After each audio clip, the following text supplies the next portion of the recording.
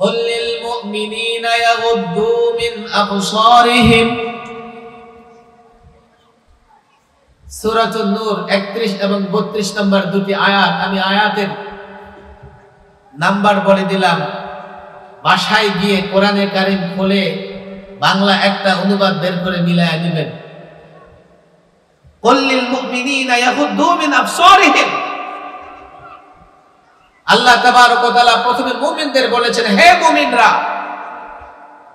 বের হয়েছে, পরনারী সামনে চলে এসেছে, তো চক্ষুকে সংযত করো, নত করো। পর্দা শুধুমাত্র নারীর জন্য নয়, পুরুষের জন্য পর্দা আছে। আমরা প্রথম শাখায় জেনেছি পুরুষও পরনারীর সঙ্গে কথা বলার ক্ষেত্রে, পরনারীও পরপুরুষের সঙ্গে কথা বলার ক্ষেত্রে স্বাভাবিক ভাষায় কথা বলবে, লচক বচক করবে না। এই পর্দা পুরুষ নারী উভয়ের জন্য। পর্দার দ্বিতীয় শাখা চক্ষুকে সংযত রাখা, অবনত রাখা, নত রাখা। এর জন্য প্রথম আল্লাহ সম্বোধন করেছেন পুরুষকে, পুরুষকে বলেছেন প্রথমে। এরপরে বলেছেন কুল লিল মুমিনাতি ইয়াগুদুদনা মিন আবসারিহিন্না। হে নবী, আপনি নারীদের বলে দেন, তারা যখন বের হবে তারাও যেন পরপুরুষের সামনে পড়ে গেলে দৃষ্টিকে নত রাখে। যারা বলে আমরা শুধু পর্দা নারীর জন্য বলি, নারীকে ঘরে বন্দি রাখি, নারীকে কোণঠাসা করতে চাই, নারীর প্রতি অবিচার করতে চাই, তারা আসলে শরীয়তের বিধিবিধান জানে না। দৃষ্টিকে নত রাখো। এই ওয়াজ যদি এই যে মিডিয়াগুলো রেকর্ড করতেছে, নাস্তিকরা শুনবে, শুনে বলবে এই মৌলবীরা ১৫০০ বছর আগে যা শুনেছে শিখেছে এখন তাই বলতেছে। আরে বিজ্ঞানের যুগ, মানুষ মঙ্গল গ্রহে গিয়া প্লট আর ফ্ল্যাট কিনবে কয়দিন পরে। আমাদের প্রতিবেশী দেশ বাথরুম করার জায়গা নাই, বনে জঙ্গলে পুকুরের পারে নদীর পারে বাথরুম করে, ওরাও ছাদে চলে গেছে। আমার সঙ্গে পরামর্শ করলে আমি বলতাম চাঁদে গিয়ে কি করবে, আগে বাথরুম বাঁধা। ওরাও চাঁদে চলে গেছে, কদিন পরে মঙ্গল গ্রহেও যাবে। বিজ্ঞানের উৎকর্ষের সময়ে মৌলবীরা ১৫০০ বছর আগের পুরন কথা বলে। এই মৌলবীরা পশ্চাৎপদ সেকেলে, তারা প্রগতিশীল না, আধুনিক না। এইভাবে নানান বামপন্থী, রামপন্থী, নাস্তিক, মুরতাদরা আমাদের সমালোচনা করে থাকে। ডক্টর মাহমুদ চুগতাই ওলামাদের বলে যাই, ছাত্রদের বলে যাই, তাদের কথার জবাব দিতে হলে পড়াশোনা করতে হবে। আমাদের আকাবেরদের একজন ডক্টর মাহমুদ চুগতাই 11 খণ্ডের উপরে সুন্নাত সায়েন্স নিয়ে কিতাব লিখে ফেলেছেন। সেখানে তিনি প্যারাসাইকোলজিস্ট, খালি চোখে দেখা যায় না এমন বিষয় যারা অন্বেষণ করে, গবেষণা করে, তাদেরকে বলে প্যারাসাইকোলজিস্ট। তারা তাদের গবেষণায় দেখিয়েছে, এই বিজ্ঞানীরা, যে মানুষ যখন তাকায় তার চোখ থেকে আলো বের হয়। যেমন টর্চ লাইট টিপলে টর্চ লাইট থেকে আলো বের হয়, টর্চ লাইটের আলোটা দেখা যায়, বের হচ্ছে, কিন্তু চোখের আলোটা এতটা সূক্ষ্ম মানুষ খালি চোখে সে আলো দেখতে পায় না। এই জন্য এটা গবেষণার বিষয় বানিয়েছে প্যারাসাইকোলজিস্টরা। আমরা এক্সাম্পল দিতে পারি বিড়াল দিয়ে। বিড়াল যদি অন্ধকারে তাকায় তো দেখা যায় তার চোখ থেকে আলো বের হচ্ছে, কথা ঠিক না? দিনের বেলায় বিড়ালকে দেখেন আপনি, তার চোখে আলো দেখতে পাবেন না। প্যারাসাইকোলজিস্ট যারা, তারা গবেষণা করে দেখেছে মানুষ যখন কোথাও তাকায় সেদিকে আলো ছড়িয়ে পড়ে, সূক্ষ্ম আলো ছড়িয়ে পড়ে। যার দিকে তাকায় সেই আলো যখন তার উপরে পতিত হয় তো দুই ধরনের প্রভাব পড়তে পারে। এক, এই তাকানো যদি সৎ হয় তো তার উপরে প্রভাব পড়বে সৎ। এই জন্য বুজুর্গদের নজর যদি কারো উপরে পড়ে সেও বুজুর্গ হয়ে যায়। তাকানো যদি অসৎ হয়, যেমন কোন বখাটে যদি কোনো নারীর প্রতি তাকায়, সেটা হবে বদ নজর, এরও একটা বদ প্রভাব সেই নারীর উপরে পড়বে। আপনাদের বুঝে আসতেছে না? হাদিসে আসছে আল আইনু হাক্কুন, আল আইনু হাক্কুন, দৃষ্টি সত্য। রাসূল করিম সাল্লাল্লাহু আলাইহি সাল্লাম ঘরে প্রবেশ করে এক মেয়েকে দেখলেন, তার চেহারা হলুদ বর্ণ হয়ে গেছে, বুখারী মুসলিমের হাদিস। রাসূল বললেন, তার দিকে বদ নজর পড়েছে, তাকে ঝাড়ফুঁক করাও। ঢাকার শহরে এটার খুব নজির দেখা যায় না, গ্রামে দেখা যায়। গ্রামের মানুষকে বুঝাতে সুবিধা। রাস্তার পাশে পেঁপে গাছ, রাস্তার কাছে কাঁঠাল গাছ, প্রচুর পরিমাণ কাঁঠাল আর পেঁপে আছে। প্যারাসাইকোলজিস্টরা গবেষণা করে দেখেছে, কোন নারী যখন কোন পুরুষের দিকে, পুরুষ যখন নারীর দিকে তাকায়, এই তাকানোটা যদি লোবাতুর হয়, কাম ভাবের সঙ্গে হয়, তখন নারীর উপরে এক ধরনের কম্পন তৈরি হয়, নারীর ভেতর লন্ডভন্ড হয়ে যায়। একজন নারীও যদি একজন পুরুষের দিকে তাকায়, ভালো করে বুঝবেন, তো পুরুষ তার জায়গায় থেকে তার ভেতরে এক ধরনের কম্পন তৈরি হয়। এটা আজকালের যুবকদের বুঝাইতে হবে না। অনেক নারী অনেক পুরুষের দিকে তাকালে সে ক্রেশ হয়ে যায়, পাগল হয়ে লেজ গুটাইয়া তার পিছনে চলতে থাকে। কথা ঠিক না বেটি? তাহলে বোঝা গেল দৃষ্টির একটা প্রভাব আছে। প্যারাসাইকোলজিস্টরা গবেষণা করে দেখিয়েছে, একজন পুরুষ যদি বদ নজরে নারীর দিকে তাকিয়ে থাকে, এই নারীর যা ক্ষতি হবে তাকে 1 ঘন্টা পিটাইলেও তার এত ক্ষতি হবে না। পুরুষের কি ক্ষতি হবে?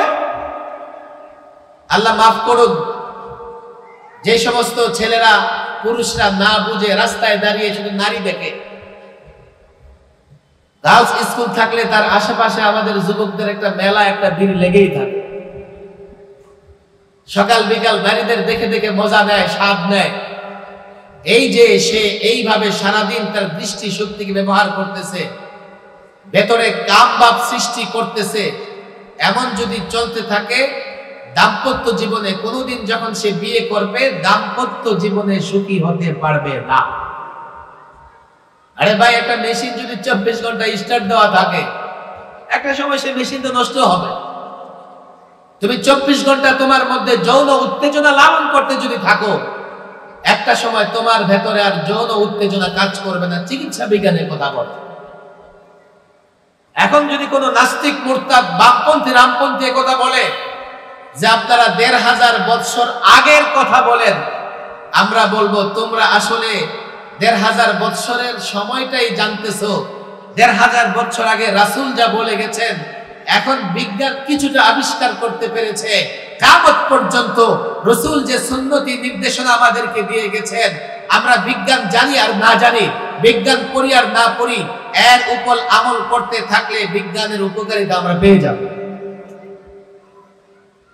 বরং তোমরাই বা আমার রাম মনা, তোমাদের ভেতরে ইসলাম ঢুকে না, মাথায় তোমাদের শয়তান। 2 নম্বর পর্যায়ে বলছি, নারী এবং পুরুষের দিকে যখন দৃষ্টি দেব, জায়েজ আছে? আরে বলেন, জায়েজ আছে? আপনাদের কষ্ট হচ্ছে নাকি? একবার যদি পড়ে যায়, দৃষ্টি নত করে ফেলবো। এই নির্দেশ নারী পুরুষের উভয়ের জন্য কোরআনে কারিমের সূরা নূর তার প্রমাণ। কথা ঠিক না বেঠিক? আমরা শুধু নারীদের পর্দার কথা বলি না পুরুষেরও পর্দার কথা বলি? 2-3 নাম্বার পর্দার শাখা। 3 নাম্বার, ইয়া আইয়ুহান নাবিয়্যু কুল লিআজওয়াজিকা ওয়া বানাতিকা ওয়া নিসাইল মুমিনিন ইউদনিনা আলাইহিন্না মিন জালাবিবিহিন। হে নবী, আপনার নারীদেরকে, স্ত্রীগণকে, কন্যাদেরকে, মুমিনের স্ত্রীগণকে বলে দেন, ইউদনিনা আলাইহিন্না মিন জালাবিবিহিন। সূরাতুল আহজাবের 59 নম্বর আয়াত, ভালো করে বুঝবেন। আজকাল কিছু টেডি টাইপের মৌলবীও আছে, সব মৌলবীদের ভেতরে তাকওয়া আল্লাহর ভয় আছে এমন নয়। কিছু মৌলবী সাহেব, লেবাস হরতে মৌলবী সাহেব 2-4টা কিতাব পুস্তক পড়েছেন, এখন তিনি সেলিব্রিটি হয়ে গেছেন। কোথাও গেলে লক্ষ লক্ষ লোক জমা হয়, কথাবার্তা এমন বলেন, এই কথাবার্তা শুনলেই মনে হয় তার ভিতরে আল্লাহর ভয় নাই। নতুন নতুন ফতোয়া বের করে নিয়ে আসেন। সাধারণ মানুষ তো বুঝে না কোন মুফতির দৌড় কতটুকু, কিন্তু আলেমরা তাদের কথা শুনলে বুঝতে পারে এগুলো আসলে আলেম না, এগুলো লেবাসদারি মানুষ। কোজে চেহারা খোলা রাখতে পারবে, রুখসত চেহারা খোলা রাখার সুযোগ আছে, এই কথা বলে ওরা নাস্তিক মুরতাদদেরকে উস্কে দিচ্ছে। এই আয়াতের রেফারেন্স আমি দিয়ে দিচ্ছি। নারী যখন ঘর থেকে বের হবে, ইউদিনা আলাইহিন্না মিন জালাবিবিহিন, তার মাথায় যে ওড়না থাকবে, সূরাতুদ দূরে আসছে ওয়ালিয়াদরিবনা বিখুমুরিহিন্না আলা জুয়ুবিহিন। ঘর থেকে বের হলে মাথায় যে ওড়না আছে, এই ওড়নাটা চেহারার উপর দিয়ে নামিয়ে বক্ষদেশ আবৃত করে ফেলবে। আমি বোরকা পরার কথা বলছি না, বোরকা পরেও বেপরদা থাকা যায়। আমি পর্দার কথা বলছি। বড় চাদর হতে পারে, বড় চাদর দিয়ে আমি যদি আমার দেহকে আবৃত করে নিই, সেটাই পর্দা। আর এটো সেটো বোরকা পরে যদি আমি নিজের দেহের ভাঁজগুলোকে প্রকাশ করি, সেটা বেপরদা। খোলামেলা বোরকা পড়তে হবে, যাতে শরীরের রেখাগুলো, শরীরের ভাঁজগুলো প্রকাশ না পায়, সৌন্দর্য প্রকাশ না পায়। এই ওয়াজ শুধুমাত্র নারীদের জন্য নয়। আজকাল এই টাইপের যুবক বের হয়েছে, হাফ প্যান্ট টাইপের হাঁটুর উপরে 3/4 প্যান্ট পরে, নাভির নিচে পড়ে, নাভি থেকে হাঁটু পর্যন্ত পুরুষের জন্য ডেকে রাখা ফরজ। কিসের স্টাইল করো তুমি? সকালবেলায় ব্রাশ হাতে নিয়ে নিয়ে রাস্তায় বের হয়ে যায় প্যান্ট, হাফ প্যান্ট পরে। কথা ঠিক না বেঠিক? হারাম। নারী যখন ঘর থেকে বের হবে, পরপুরুষ সামনে চলে আসলে মাথার ওড়নাটা চেহারার উপর দিয়ে নামিয়ে বক্ষদেশ আবৃত করবে। দেখেন, এই সংস্কৃতি বাংলাদেশে ছিল। আগে মহল্লার নারীরা ঘর থেকে বের হলে যদি কখনো দেখে যে সামনে থেকে পুরুষ আসতেছে, আঁচল দিয়ে, কাপড় দিয়ে চেহারাটা ঢেকে রাস্তার এক পাশে দাঁড়িয়ে যেত। কথা ঠিক না বেঠিক? এখন ওই নাটক সিনেমা দেখে দেখে আর নারীবাদীদের বক্তব্য শুনে শুনে এখনকার মহিলারাও অনেকটা ওদের মতোই বেহায়া হয়ে যাচ্ছে। বলবেন হুজুর নারীদেরকে আরো কিছু বলেন। কেন, নারীরা আপনাদের ঘরের সংসারের না? আমি যদি নারীদের বলি তো আপনাদের গায়ে আগে লাগার দরকার। যদি প্রত্যেকটা পুরুষ মনে করে আমার নারীকে আমি পর্দায় রাখবো, তাহলে কেবলমাত্র মুসলিম নারীদের মধ্যে পর্দা চালু হতে পারে। পুরুষ যদি নারীকে পর্দায় না রাখতে চায়, নিজের স্ত্রী মেয়েকে সাজিয়ে লাল নীল শাড়ি পরিয়ে রাস্তায় যুবকদের সামনে প্রদর্শনী করিয়ে দেয়, তাহলে আমাদের ওয়াজ করে কোনোদিন লাভ হবে না। 3 নাম্বার কথা বলছি, মনে আছে? ইউদিনা আলাইহিন্না মিন জালাবিবিহিন। কোরআনে কারীম দেখে নেবেন, রেফারেন্স দিয়ে দিচ্ছি। এই পর্দাটা ঘর থেকে বের হলে নারীর কেন, পুরুষের নয় কেন? নাস্তিকদের প্রশ্ন হতে পারে, হুজুর আগের দুটো তো নারী পুরুষ উভয়ের কথা বলেছেন, তো এই বোরকা বা এই চাদর, বড় চাদর পরে চেহারা ঢেকে রাখবে নারীরা কেন, পুরুষ কেন নয়? আমি বলি, দেখো, নারীর কর্মক্ষেত্র হচ্ছে ঘরের ভেতরে, সেখানে তার পর্দা করা লাগে না। কথা ঠিক না বেঠিক? আপনজনের সামনে তার পর্দা করতে হয় না, মাহরামের সামনে নারীকে পর্দা করতে হয় না। ঘরে যখন নারী থাকবে, তুমি ঘরে প্রবেশ করতে চাইলে নারীর অনুমতি নিবে, তোমাকে সেখানে অবাধ প্রবেশ করতে দেওয়া হবে না। কেননা সেটা নারীর কর্মক্ষেত্র, পুরুষের কর্মক্ষেত্র বাহিরে। আল্লাহ তাবারক ওয়া তাআলা কর্মক্ষেত্রকে ভিন্ন করে দিয়েছেন। নারী ঘরের আলো, ঘরের প্রদীপ, পুরুষ বাহিরের আলো, বাহিরের প্রদীপ। আল্লাহু আকবার। ইসলাম নারীকে মর্যাদা দিয়েছে। ইসলাম নারীকে মর্যাদার চাদর পরিহিতা করিয়েছে, ইসলাম নারীকে মর্যাদার চাদর দ্বারা আবৃত করেছে, ইসলাম নারীকে মর্যাদার চাদর পরিধান করিয়েছে। আর যারা নাস্তিক মুরতাদ তারা নারীকে বিবস্ত্র করে নারীর মর্যাদাকে নষ্ট করতে চায়। কথা ঠিক না বেঠিক? বিষয় বুঝতে হবে। তাহলে আমি যা বলছি, পর্দার শাখা কয়টা বলেন? সবাই বলেন কয়টা? আরো জোরে বলেন কয়টা? আওয়াজ করে বলেন কয়টা? সবাই বলেন কয়টা? মনে থাকবে তো? এক কথা বলার ক্ষেত্রে সতর্ক থাকবে। হ্যাঁ যুবক, তোমাদেরকে বলি, নিজেকে আকর্ষণীয় করার জন্য মোলায়েম কণ্ঠে কথা বলবে না, ফিতনা হতে পারে। দুই, চক্ষুকে হেফাজত রাখবে নারী পুরুষ সবাই। তিন, নারী ঘর থেকে বের হলে সে বড় চাদর কিংবা বোরকা, ঢিলে ঢালা বোরকা দিয়ে বা ওড়না দিয়ে নিজেকে আবৃত করে রাখবে পর পুরুষের সামনে গেলে। কথা ঠিক না? এখন এই তিনটা শাখা যদি কেউ আদায় করে তার কম পক্ষে 50টা ফায়দা হবে। কয়টা ফায়দা হবে বলেন? কয়টা? আরো জোরে বলেন কয়টা? সারা রাত তোর বলা যাবে না, আমি 5টা ফায়দার কথা বলে যাব। কয়টা ফায়দার কথা বলবো? পর্দা করলে কয়টা ফায়দা হবে? আরো জোরে বলেন কয়টা? এক, আল্লাহর বিধান মানার কারণে আল্লাহ তাবারক ওয়া তাআলার নিয়ামত পাবো, জান্নাত পাবো। দুই, এই দুই আয়াতে যা বলা হয়েছে, যদি পর্দার কথা, পর্দার বিধান চালু হয় তো ফালাই উযাইন, নারীকে কেউ উত্তক্ত করবে না, ইফটিজিং করবে না।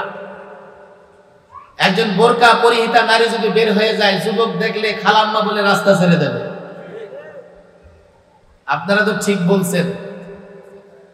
বামপন্থী রামপন্থীরা বলবে, মাওলানা সাখাওয়াত সাহেব চাপা ঘুরানোর জায়গা পাইলেন না, আপনি কি পত্রিকা দেখেন না? এই জন্যই তো আপনারা পশ্চাৎপদ, পত্রিকা পড়েন না।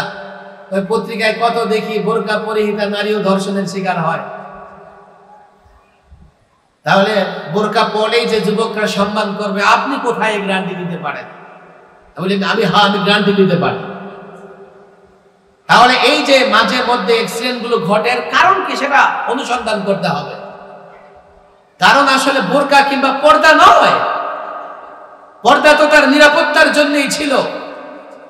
কিন্তু এই নিরাপত্তা যে বিনষ্ট করেছে যুবক, দেখতে হবে কেন সেই এই নারীর পর্দানসীন নারীর উপর কেন সে আকৃষ্ট হয়েছে।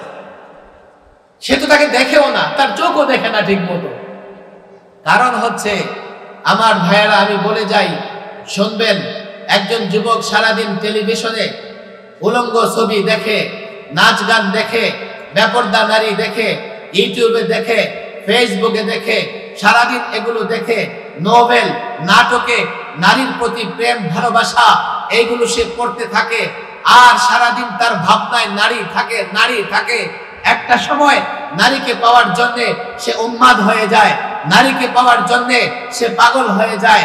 যখন সে কোথাও কোনো নারী না পায়, তখন সে পর্দানসীন নারী কেবল নয়, কোন জানোয়ার, ভেড়া, বকরির সঙ্গে পাশবিক কাজ করতেও সে দ্বিধা করে না। কথা ঠিক না?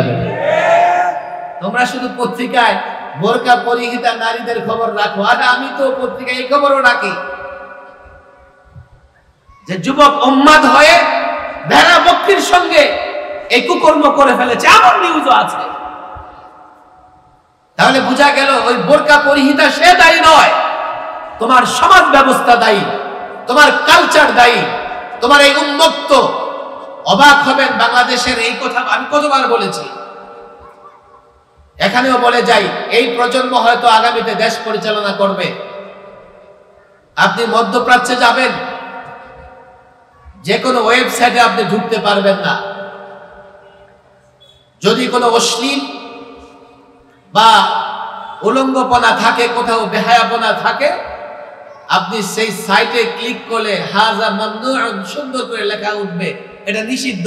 তুমি এই নিষিদ্ধ সাইটে প্রবেশ করতে পারবে না। বাংলাদেশ এমন এক দেশ যেখানে বেহায়াপনা উন্মুক্ত। বাংলাদেশ এমন এক দেশ যেখানে উলঙ্গপনা উন্মুক্ত। যে কোনো যুবক চাইলে ফেসবুক, ইউটিউবে, টেলিভিশনে বসে বসে উলঙ্গ ছবি দেখতে পারে, নাচ গান দেখতে পারে, তাহলে এই দেশের যুবকরা নষ্ট হবে নাকি ভদ্র হবে? এক, আল্লাহ সন্তুষ্ট হবে। দুই, সত্যিকার অর্থে তোমরা যদি চাও নারীর প্রতি সহিংসতা বন্ধ হোক, নারী নির্যাতন বন্ধ হোক, তাহলে পর্দার বিধান মানলে নারীর প্রতি সহিংসতা বন্ধ হবে। কথা ঠিক না বেঠিক? এরপরে তিন, কত কথা আমি সবগুলো বলবো না। আমি আমার মা বোনদেরকে বলি, শোনো, যে সমস্ত মা বোনেরা পর্দা না করে তারা যখন ঘর থেকে বের হয়, প্রতিবার বের হওয়ার সময় হালকা মেকআপ করে প্রসাধনী লাগিয়ে বের হয়, কারণ সে মনে করে না জানি কোন দিক থেকে তাকে আনস্মার্ট মনে হচ্ছে কিনা। সুন্দর করে একটু ক্রিম, একটু স্নো, একটু পাউডার মেখে হালকা একটু সাজুগুজু করে বের হয়। এই যে এই নারী প্রতিদিন 2-3 বার প্রসাধনীর ব্যবহার করে, স্নো, ক্রিম, পাউডার, এগুলোর সবগুলোর মধ্যে কেমিক্যাল আছে। অতিমাত্রায় যখন ব্যবহার করে এক সময় চেহারার উজ্জ্বলতা নষ্ট হয়ে যায়। এই চেহারায়, এই ত্বকে আর সৌন্দর্য থাকে না। যদি কেউ বোরকা পরে বের হয় তো নারী মনে করে চেহারা ভেতরে যাই হোক না কেন, আমি যদি বোরকা পরে বের হই আমার ভেতরটা আর কেউ দেখবে না, চলো এই প্রসাধনী ব্যবহার করতে হবে না। তাহলে পর্দা করার কারণে এই নারী নিজের সৌন্দর্যকে বাঁচাতে পেরেছে। 4, ভালো করে বুঝবেন, আমরা যখন রোদে যাই, রোদের যে রশ্মি, আলো, এই আলো মানুষের দেহের ক্ষতি করে। বিজ্ঞান বলে, সায়েন্স বলে, রেকর্ড হচ্ছে, চ্যালেঞ্জ করে বলে যায়। সায়েন্স নিয়ে গবেষণা করেন, ডাক্তারের কাছে যান। এই রোদ মানুষের ত্বকের ক্ষতি করে, শরীরের ক্ষতি করে। এখন কেউ যদি পুরো শরীর আবৃত করে বের হয় তার ততটা ক্ষতি হবে না। 5, এই তো কদিন আগে করোনা ভাইরাস গেল, রাস্তাঘাটে প্রথমে বের হওয়া যেত না, বের হলে পলিথিনের মতো কি একটা পেঁচায়া আপাদমস্তক ডাক্তাররা এবং যুবকরা, অফিসের কর্মচারী, সাংবাদিকরা বের হয়েছে, আমরা দেখছি না? এরপর এটা চলে গেল, মাস্ক পরো, মাস্ক। রাস্তায় রাস্তায় পুলিশ দাঁড়ায়া, আর্মি দাঁড়ায়া, না পড়লে 200 টাকা জরিমানা, আবার লাঠিও মারছে। হয়েছে কি হয়েছে না? কেন? চিকিৎসা বিজ্ঞান বলেছে এই করোনা ভাইরাস তোমার নাক মুখ দিয়ে প্রবেশ করতে পারে। নাক মুখ যদি বন্ধ রাখো তাহলে এই ভাইরাস তোমার ভেতরে প্রবেশ করবে না, তুমি আক্রান্ত হবে না। এবার বুঝেন, কেউ যদি ঘর থেকে বের হওয়ার সময় নেকাব লাগিয়ে বের হয়, বলবেন হুজুর আমরা তো নেকাব লাগাই না, আমরা কি করে বাঁচবো? আপনি পশ্চিমা বিশ্বে তাকিয়ে দেখেন, তারা 12 মাস মাস্ক ব্যবহার করে, নারী পুরুষ সকলে মাস্ক ব্যবহার করে নাক মুখকে ধুলা বাড়ি ভাইরাস থেকে বাঁচাবার জন্য। তাহলে নারী যদি পর্দা করে ঘর থেকে বের হয়, সে ভাইরাস থেকে মুক্ত থাকবে। এটা 5 নম্বর উপকার। পর্দার শাখা কয়টা? বলেন কয়টা? আরো জোরে বলেন কয়টা? কয়টা উপকারের কথা বললাম? আরো জোরে বলেন কয়টা উপকারের কথা বললাম? আপনি বলবেন ঢাকা ইউনিভার্সিটির প্রফেসর এই ওয়াজ জানে না? জানে না? উত্তর দেন, জানে না? জানে না? জানে, জানে, জানে। তার সমস্যা ভিন্ন জায়গায়। তার মুখে পশ্চিমাদের হাড্ডি, তার মুখে হিন্দুত্ববাদের হাড্ডি, তার মুখে পৌত্তলিকদের হাড্ডি। সে পশ্চিমাদের গোলামি করে, ইহুদি নাসারাদের গোলামি করে, নাস্তিকদের গোলামি করে, আবার পাল্টা ওয়াজ করে যে পর্দা করে ইউনিভার্সিটি কেন? আরে নাস্তিক, এই ইউনিভার্সিটি তোর বাবার। আরে নাস্তিক, এই দেশটা পৌত্তলিকদের, এই দেশটা নাস্তিকদের। পরিষ্কার বলি, দল আপনার ভিন্ন হতে পারে, রাজনৈতিক সংগঠন আপনার ভিন্ন হতে পারে, দেশটা মুসলমানের, দেশটা ইমানদারদের, দেশটা তাদের যারা এক আল্লাহকে বিশ্বাস করে। আল্লাহর কসম করে বলি, ইউনিভার্সিটিতে আমার পর্দা নসীন মায়েরা যাবে, বোনেরা যাবে, দেশ মুসলমানদের। তোমার যদি পর্দা নসীন কোন নারীকে দেখলে ভালো না লাগে, তুমি দেশ ছেড়ে পালিয়ে যাও। আর না হয় এতটা জুতা পেটা করা হবে, বাংলাদেশের মাটি এতটা উত্তপ্ত হবে, দেশে তুমি থাকতে পারবে না।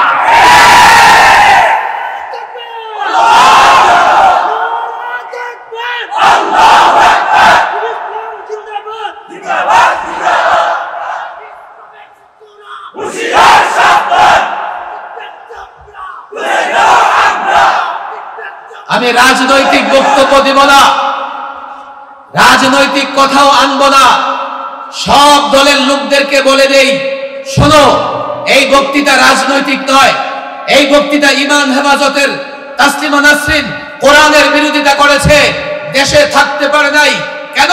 তাসলিমা নাসরিনের বিরুদ্ধে যখন আন্দোলন হয়, আওয়ামী লীগ মনে করেছে এই আন্দোলন আমার, বিএনপি মনে করেছে এই আন্দোলন আমার, ছাত্রলীগ মনে করেছে এই আন্দোলন আমার, যুবলীগ মনে করেছে এই আন্দোলন আমার, যুবদল ছাত্রদল তারাও মনে করেছে এই আন্দোলন আমার। কেন? তাসলিমা নাসরিন কোরআনের বিরোধিতা করেছে, কোরআনের বিরুদ্ধে বলেছে, ইসলামের বিরুদ্ধে বলেছে। ইসলামের বিরোধিতা যখন করবে, আমরা যখন তার বিরুদ্ধে কথা বলবো, সেটা রাজনৈতিক নয়, অরাজনৈতিক ঈমানি আন্দোলন। মুসলমান যদি হয়ে থাকো, আল্লাহকে যদি ভালোবাসো, আল্লাহর রাসূলকে যদি ভালোবাসো, কোরআনকে যদি ভালোবাসো, আমার সঙ্গে যুবক তোমাকে থাকতে হবে, আমার সঙ্গে দল তোমার ভিন্ন হতে পারে, আমার সঙ্গে তোমাকে থাকতে হবে। আজকে ডাবির প্রফেসর পর্দার বিরুদ্ধে কথা বলে, কোরআনের বিরুদ্ধে কথা বলেছে, ইসলামের বিরুদ্ধে কথা বলেছে। এখানে রাজনীতি নয়, দল নয়, ঈমান যারা রাখে, আল্লাহকে যারা বিশ্বাস করে, এক কাতারে দাঁড়িয়ে তার বিরুদ্ধে আন্দোলন করতে হবে। যদি ক্ষমা না চায়, এমন চুটাপাটা করতে হবে যেন মুখ দেখাতে না পারে। রাজনৈতিক আন্দোলন নয় এটা। তুমি তোমার সংগঠন করো, সে বিষয়ে আমরা তোমাকে বাধা দিতে চাই না। ঈমানি আন্দোলনকে রাজনৈতিক বিবেচনায় নিবে না। এদেশে অনেক মা ও বোনেরা পর্দা করে না, আমরা তাদেরকে জোর করি না যে তোমরা পর্দা করো। ইউনিভার্সিটি কলেজের হাজারো নারী পর্দা করে না, আজ পর্যন্ত কোন আলেম কাউকে জোর করে নাই। অথচ যারা পর্দানসীন থাকতে চায় তাদের বিরোধিতা করে। আর মনে করো এই দেশে কথা বলার কেউ নাই, আর মনে করো এদেশে কথা আর কেউ বলবে না। আলেম ওলামারা ভয় পেয়ে গেছে। নাস্তিক মুরতাদরা এই দুঃসাহস থেকেই পরিস্থিতি বিবেচনায় নিয়ে তারা মনে করে এখন চাইলে পর্দা নিষিদ্ধ করে দেব, আলেমরা কিছুই বলতে পারবে না। রাজনৈতিক দ্বন্দ্ব লাগিয়ে আলেমদেরকে শেষ করে দেব। আমি তো পরিষ্কার বলি, ও নাস্তিক মুরতাদ, তোমাদের ষড়যন্ত্র সফল হবে না। রাজনৈতিক ভাবে দেশে বিভেদ থাকতে পারে, রাজনৈতিক ভাবে আলেম ওলামাদের নানা সংগঠন থাকতে পারে, কিন্তু যখন ঈমানি বিষয় হয়, ইসলামের বিষয় হয়, আমাদের বিরুদ্ধে যতই বিশুদ্ধার করো, আমাদের মধ্যে আর বিরোধ থাকে না, আমাদের মধ্যে মতানৈক্য থাকে না। মহল্লার যুবক দল তার যাই হোক না কেন, যখন ঈমানের প্রশ্ন আসে, তার সঙ্গে আমার বিরোধ থাকে না। আমার বিশ্বাস সময় এসেছে নাস্তিক মুরতাদদেরকে জানিয়ে দিতে হবে, নিজ নিজ জায়গা থেকে তাদেরকে বলে দিতে হবে ঈমানের বিষয়ে আমরা মুসলমান, আমাদের পরিচয় মুসলমান, আমাদের মধ্যে কোনো ভেদাভেদ নেই, আমাদের কোনো দলীয় পরিচয় নেই, একটাই পরিচয়, আমরা মুসলমান। আজকে নাস্তিক মুরতাদরা যে ষড়যন্ত্র করছে, আমরা যদি তাদেরকে পরিষ্কার বলে দিতে না পারি, আজকে পর্দার বিরুদ্ধে কথা বলছে, কালকে হিন্দুস্তানের মতো নামাজের বিরুদ্ধে কথা বলবে, কুরবানির বিরুদ্ধে কথা বলবে, এরপর দেখা যাবে আযানের বিরুদ্ধে কথা বলবে। আল্লাহর কসম করে বলে যাই, কেউ আসুক আর না আসুক, যুবক বুঝুক আর না বুঝুক, মাদ্রাসার ছাত্র বুঝুক, আলেম বুঝুক আর না বুঝুক, একাই যদি হয়, একাই রাজপথে নামবো। ইসলামের কোন বিধানের বিরুদ্ধে নাস্তিক মুরতাদকে কথা বলতে দেওয়া হবে না।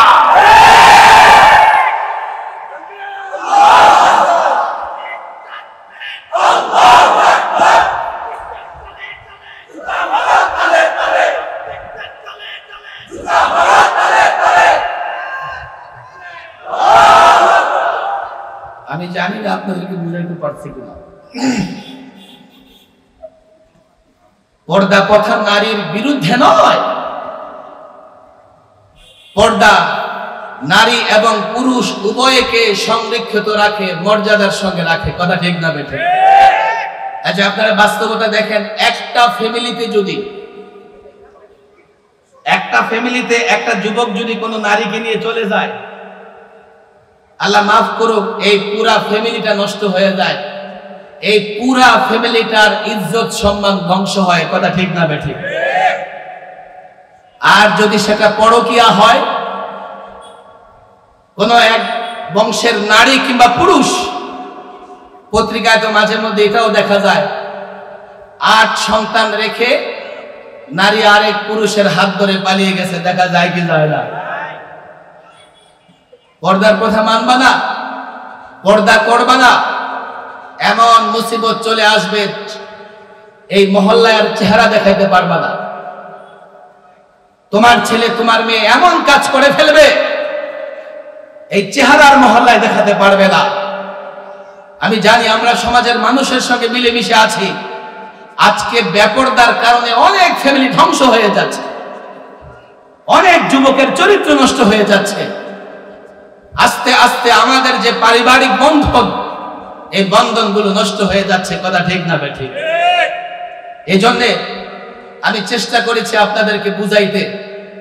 বুঝুন, যুবকদের বলি, আলেম ওলামাদের বলি, মসজিদে মসজিদে বেশি বেশি, এটা ফরজ বিধান, এ নিয়ে কাউকে কোনো ছাড় দেওয়ার সুযোগ নাই।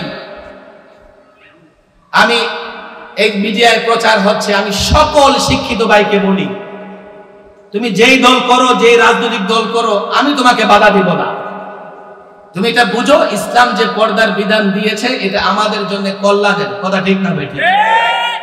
যদি এই পর্দার বিধান না থাকে তো আমাদের আর পশু জানোয়ারের মধ্যে কোনো পার্থক্য থাকবে না। এই পর্দার কথা না থাকলে সমাজে আর ঘরে সংসারে কোনো শান্তি থাকবে না। যাও, যুক্তিও দিয়ে দিলাম, সায়েন্সের কথাও বলে দিলাম। আল্লাহ তাবারক ওয়া তাআলা আমাদের সকলকে বিষয় বুঝার তৌফিক দান করুন। ওয়া মা তাওফীকি ইল্লা বিল্লাহ ওয়া মা আলাইনা ইল্লাল বালাগ।